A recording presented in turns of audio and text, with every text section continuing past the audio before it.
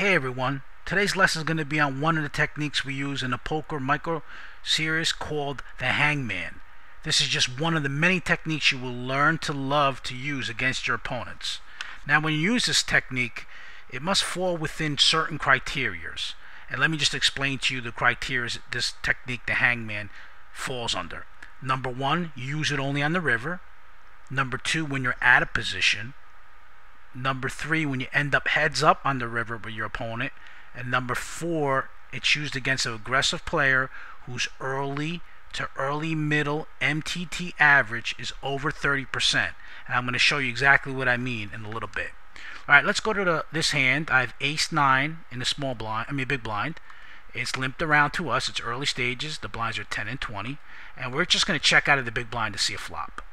Flop comes down and we have top pair so-so kicker. It's checked to us. What do we do here is we bet half size pot. Reason why we bet half size pot bet is number one, we want to get value for our hand, and number two, it's an informational bet. We want to see how our opponents are going to react to our bet. Okay, two opponents call and one opponent folds.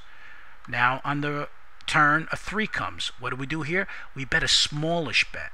The reason why we bet a smallish bet, a less than half size bet, is number one, it's an informational bet to see how our opponent's going to react, and number two, it's kind of a deceiving bet. We don't want to let our opponent think that we have an ace. Like maybe we have pocket 8s, pocket 9s, maybe king 7, and what does our opponent do? Our opponent calls and the other opponent folds. So now we get the criteria. We're heads up and now we're on the river.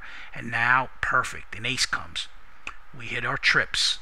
What we do here is we're going to check our opponent. That's the reason why the technique's called the Hangman. We want our opponent to hang himself. And what does he do? He goes for the bait. He pushes all in.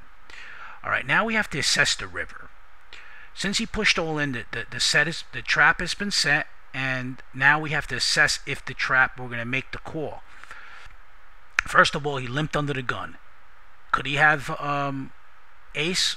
Possible, but most likely not, because of these types of players that are very aggressive normally would raise with ace queen, ace king under the gun. Does he have pocket 7s? Possible, but most likely not, because when the 3 comes down on a turn and gives us the backdoor draw or a straight draw, most likely he would have raised our bet. So now we're up in a situation where maybe he has pocket 8s, 9s, 10s, possible jacks, maybe some Broadway cards. Now after we assess that and we get our reads, we look what I'm talking about with the percentages. Alright, you go to www.officialpokerrankings.com. Guys, if you're not signed up as a member, I would advise you to do it. It's free. We look here, you see early to early middle, it's 59%.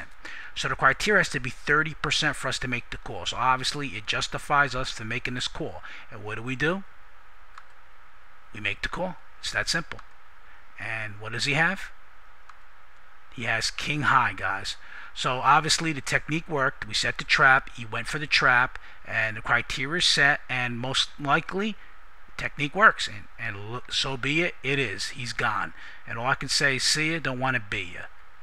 All right, we're going to go to another hand that I went through, and I'm going to explain to you how I came about that.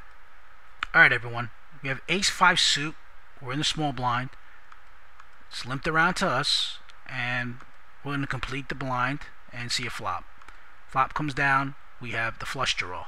What we do is, since we're first to act, we're going to check to our opponents to see how they're going to act, and one of the opponent bets half size pot, and what we're going to do is we're going to call it. Since we're getting a 3-1 on our money, we're about a 3-1 on a draw, we're going to call here. Next, 6 comes.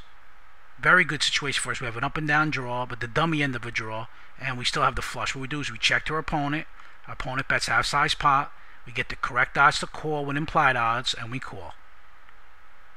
Now on the river, bingo, we hit our flush. What we do here is we set the trap. We set the Hangman technique. We check to our opponent. We're on the river now. We're out of position. All the criteria is set. The gambler's an aggressive opponent, and the name fits it. He's a gambler. And what does he do? He makes a bet out, and since he bets 3,000, we do is we just shove over the top of him. At this point, he has to call because he has the correct odds to call. And what does he have? He has 2 pair, but you know what? A flush beats a 2 pair. So that's why, guys, the technique is very important, the Hangman, to use it on the correct opponents. And now let's check the opponent out again. The reason why I set the trap, the hangman technique. If you look at the opponent, the gambler, we're going to click the gambler right now, and we're going to look at what he is.